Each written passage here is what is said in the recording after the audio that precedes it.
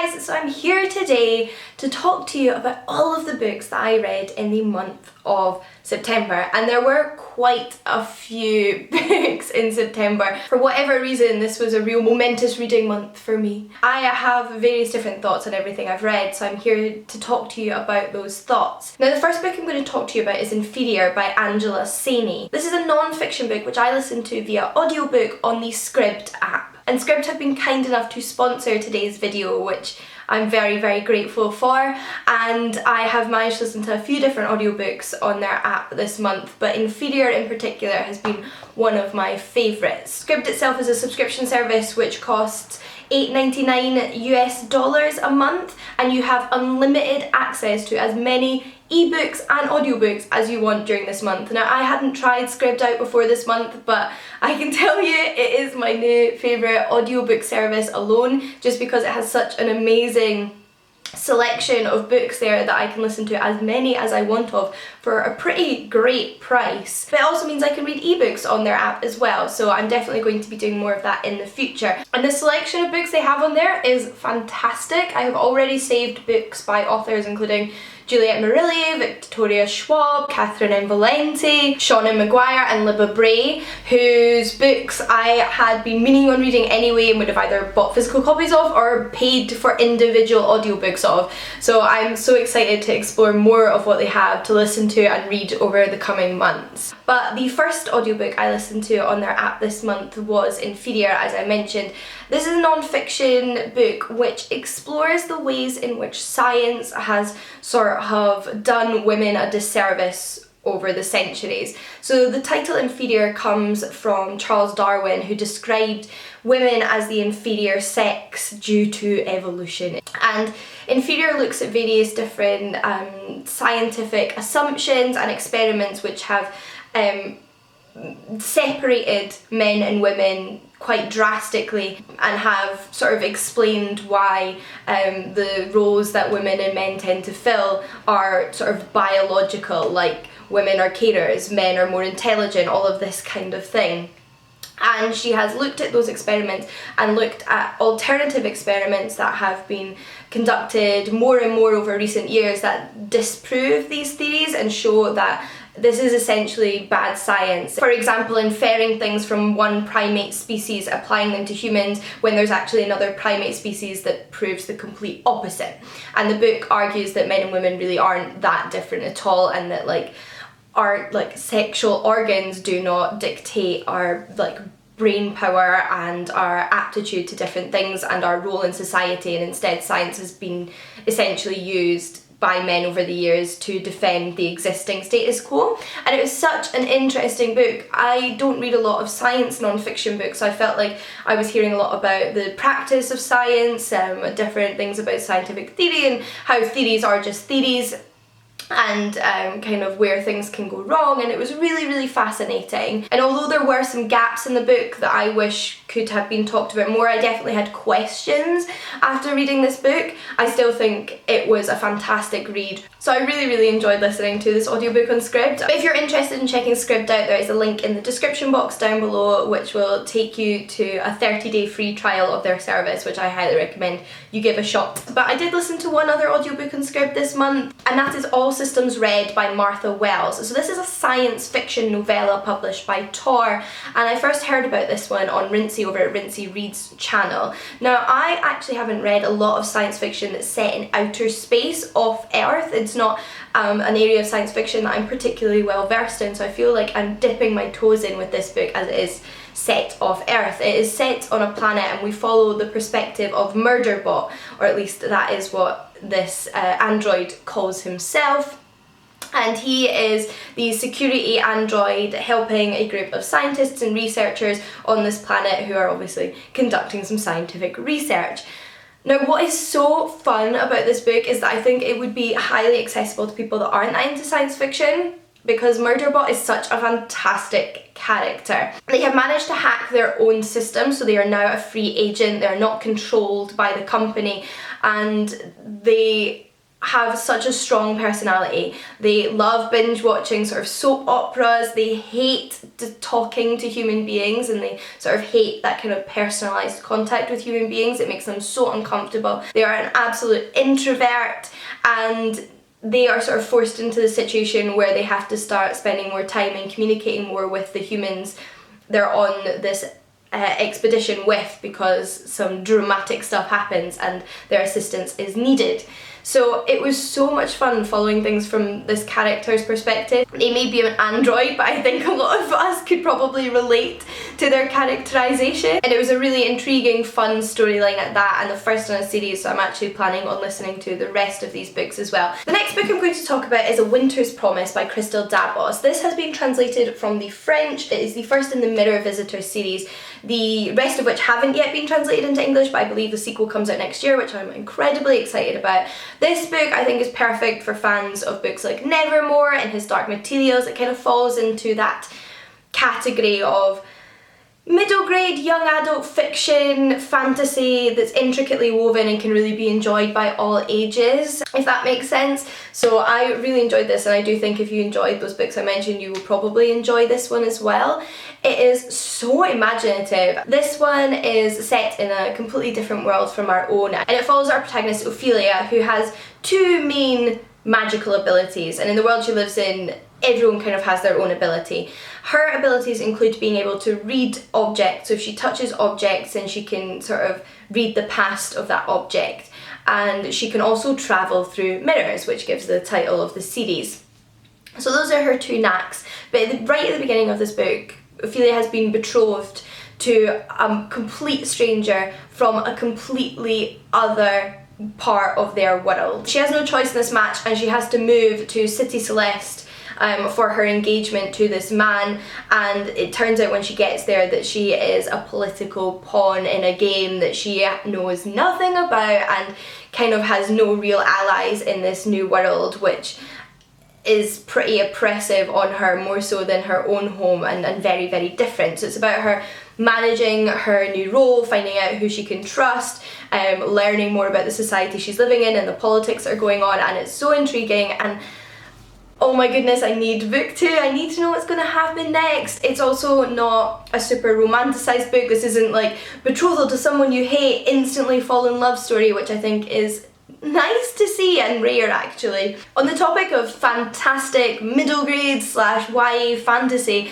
that I think would again be perfect for fans of Nevermore and Harry Potter, I read A Kata Witch by Nnedi Okorafor.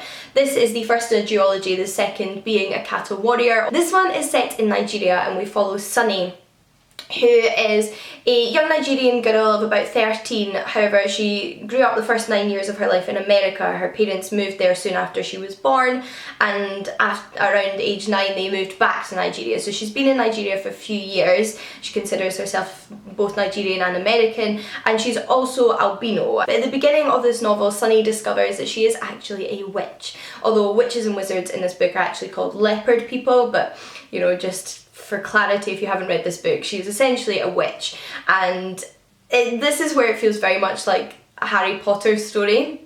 So it's about her training in juju and magic, and her training alongside some other young people, bonding with them as friends, and in the midst of all this there is a serial killer going around ritualistically killing children in their part of Nigeria. She is of the Igbo people, and the world building in this is just fantastic. Learning about the magic system, which is obviously inspired by traditional like lore of juju and African magic, and then sort of given a new lease of life by Nnedi Okorafor.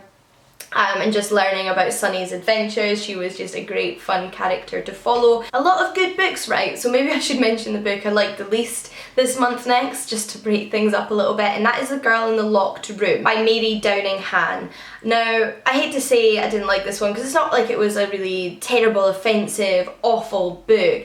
I just didn't get on with it. I randomly picked this one up on audiobook, looking for a little bit of a ghost horror story, which this is marketed as. I didn't quite realise when I was going into it how young an audience it was aimed at, so it is very much a children's book, But even that didn't really bother me once I'd started, because I've read some fantastic creepy children's books like Coraline by Neil Gaiman or The Witches by Roald Dahl, but this one just fell flat. It was not creepy or scary, which is what I was hoping from it. It is marketed as a ghost story, so I would expect something like that from it, and it just didn't work for me. And I just found it kind of clunky. Like, I just thought it was all a bit too convenient and silly. I mean, it's not the worst book I've ever read, but I didn't love it, and I only really finished it because it was so short. But going back to books I loved, and a book you know I already love because I did a whole video all about it, which I'd highly recommend that you check out, and that is Turtles All the Way Down by John Green. So this is a young adult novel following our protagonist Asa, who's a 16-year-old girl that suffers from quite severe anxiety and OCD. She also lost her father a few years ago, so obviously grief and just living now her and her mother and how that's affected her family, it comes into this book as well. So does friendship and relationships, and it's just wonderful. I don't think I have ever related so much to a depiction of compulsion and anxiety in a book, and the way a character's mind processes all of those mental health problems so much before. I just felt so relatable to me. I was not expecting to feel so connected to this book as I did when I picked it up, and it blew me away. I just think whether you suffer from your own mental health problems or you just probably know somebody in your life who has problems with their mental health, this book could really help you either feel less alone or relate to those people in your life and understand better what's going on in their head. So it's a book I would really just like encourage everybody pick up. But if you want to hear more detail about like how I related to this book and what this book's about, then like I mentioned, please do check that video out. I did read another translated book though this month, and I'm hoping to try and read more translated fiction as the year comes to an end, and that is The Last Children of Tokyo by Yoko Tawada. This one was originally published in Japanese, and this is obviously the English translation, and this is such a surreal little book. It is just this beautifully built speculative future world, and the book is very much about building that world and gradually unfolding and learning about this future society in Japan. Now, it doesn't quite indicate to you how far in the future it is, but you know, it's quite a few years at least. And we predominantly follow Yoshiro, who is a man in his hundreds now, and he takes care of his great-grandson. They live in Japan, which is sectioned off from the rest of the world, as apparently are all countries at this point in the Earth's history, because the idea is we have to deal with their own problems before they can interact with other countries again. So lots of things have gone out of fashion, like phones, but at the same time there's other technology which seems very advanced, and just as Yoshiro is incredibly healthy and in sort of his prime, in his hundreds, his grandson is incredibly sickly, and the sort of youngest generation in Japan are incredibly sickly in comparison to these older generations. This is just a beautifully literary book of world building as opposed to being super plot heavy, and I think if you enjoy speculative futures, literary fiction, translated fiction, beautiful writing, then this is well worth checking out. And slow paced, but yeah, I felt very hooked throughout it. I read it quite quickly. I felt really engaged and wanted to know more, although I didn't necessarily want to know more about the plot because it's just mainly about their everyday life, although there's a slight escalation right at the end. I wanted to just know about this future Japan. It was so fascinating, and I liked the way that the author gradually sort of revealed things to you. There was no info dumping, it felt very natural, and I thought that was very well done. I then read 3 poetry collections. The first one is probably my favourite, although I enjoyed them all, and that is Don't Let Me Be Lonely by Claudia Rankine. This is the second poetry collection by this poet I have read, the first one being Citizen. And Claudia Rankine's poetry is very much prose poetry, and I just love Claudia Rankine. This collection in particular feels like it very much centres on mental health and health, so there's depictions of cancer, sort of losing people close to you, taking care of people close to you, experiencing mental health problems yourself, having friends and family dealing with mental health problems, as well as racism, which was a big theme in Citizen, and like I mentioned, there's a few poems that deal with 9/11. I think this book came out quite soon after 9/11 originally. It came out in 2004, so this is actually older than Citizen. And I just loved it. I love Claudia Rankine's poetry. She is one of my absolute favourite poets. And I think because her style is slightly unique, or there's not, well, there are other prose poets, but I guess it's not the norm. It's poetry I would recommend checking out if you don't read a lot of poetry. So yeah, would highly recommend. I also read Running Upon the Wires by Kate Tempest. You know that Kate Tempest is one of my favourite poets of all time. I adore her. This is her 4th collection of poetry to be released, and this one's slightly different because it specifically deals with relationships, which isn't the central theme necessarily of her other 3 collections. So it deals with both sort of falling in love, falling out of love, relationships breaking down, being in between relationships, the beginning of new relationships, all of those different stages of relationships. And it just has Kate Tempest's beautiful style. Like, I love the form of her poetry. I think it's beautiful to read out loud, it's beautiful to listen to, it's beautiful to read in your head. It just has a gorgeous rhythm to it. And lastly for poetry, I read Giant by Richard Georges.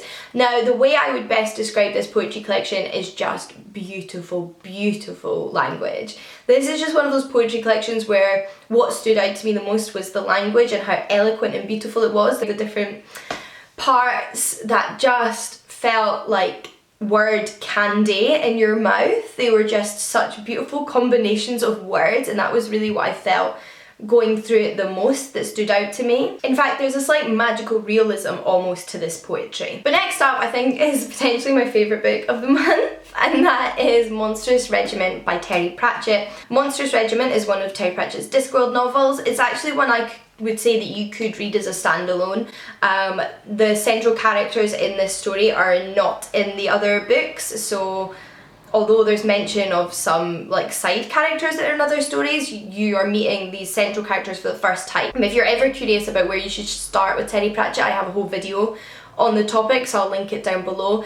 But this book is all about a group of soldiers fighting in a war on the Discworld, and we follow our main character, who is named Polly, and she joins the army disguised as a man because the army of her country does not allow women to join. So she disguises herself as a boy in the hopes of going off and finding her brother who joined before her, and she wants to like find and bring back home. So she joins the army disguised as a boy, and oh, it's just fantastic. I don't want to spoil it for you because these things are surprises, but honestly it was just brilliant. I loved it, and I loved the way things unfolded. I loved the discoveries that were made as the story went on, and I just don't want to say anything about the plot because it's so much fun because a lot of it's unexpected. But I love Terry Pratchett's Discworld novels, and this is now one of my absolute favourites. But just one more book, so we're almost there, and that is Trainwreck by Sadie Doyle. This is another non-fiction book that I listened to an audiobook, and it's actually the feminist orchestra read for September-October. Now, Trainwreck particularly focuses on female train wrecks in the media and our obsession with women not being perfect and having breakdowns and sort of loving to hate them. So think of women like Britney Spears and the way that her life and the way she was sexualized in the media and then completely torn apart by the media, and the way that we were obsessed with her mental health problems being depicted in the media. Other women it discusses include Amy Winehouse and Miley Cyrus. But also, what I was surprised about by this book the most was that it also discussed historical women. So it very much showed how this phenomena of kind of mass media and like public's opinion on women in the spotlight goes back a very long time, and it's just a new way of it manifesting itself now with kind of celebrities. So it talks about Mary Wollstonecraft, for example, and quite a few other women, and I really enjoyed that. I thought that was so interesting. I wasn't expecting it to do that, how it went back so far back in time and kind of explored this phenomenon and how it's changed and where it stems from and what kind of ideas it perpetuates about women, and also how it treats mental health. I've got a lot of thoughts on this book. There's so much was contained in what is actually quite a short non-fiction book that I'm glad that Lauren and I will be filming an entire discussion video about it, so I won't say any more here, but I thought it was very interesting. And if you want to hear our thoughts on it together, at the end of October, beginning of November, we will be uploading a discussion video, the two of us, on Lauren's channel, so do keep an eye out for that. But that's everything I read in the month of September. Once again, thank you so much to Scribd for helping out this channel by sponsoring this video. Do check out the link down below if you're interested in your 30-day free trial. And in the meantime, do let me know if you have any thoughts on any of the books I've mentioned in this video. There's quite a few, so hopefully we can get into a discussion down below, and I will see you all again next time. Happy reading!